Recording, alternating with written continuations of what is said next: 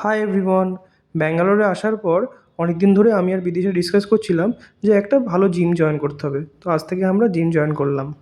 একটা জিনিস আমি নোটিস করেছি, সকালবেলা জিম করলে সারাদিনটা বেশ এনার্জেটিক লাগে। জিম থেকে ফিরে তাড়াতাড়ি ব্রেকফাস্ট অ্যান্ড স্নান করে চলে গেছিলাম অফিসে।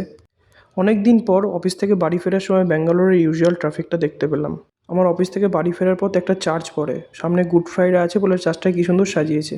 তারপর বাড়ি ফেরার পরেই দেখলাম বিদিশার ফেভারিট ইয়োগার্ট খাচ্ছে। আজ রাতের মেনুটা স্পেশাল। আমি অফিস থেকে বসেই লিসিয়াস থেকে মাটন অর্ডার করেছিলাম, আর বিদিশা আমার অফিস থেকে ফেরার আগে দোকান থেকে গিয়ে কিনে এনেছিল ফ্রাইড রাইসের চাল। আর আমি না ক্রিকেট দেখতে খুব ভালোবাসি, আর এখন আইপিএল শুরু হয়ে গেছে। আইপিএলে আমি কেকেআরের খুব খুব বড় ফ্যান।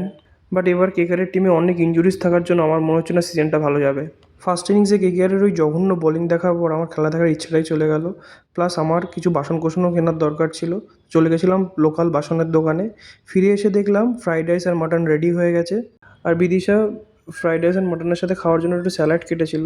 ফ্রাইড রাইস অ্যান্ড মাটনটা দেখতে যত ভালো হয়েছিল, খেতেও ততটা ভালো হয়েছিল। আজকের জন্য এটুকুই। Bye bye.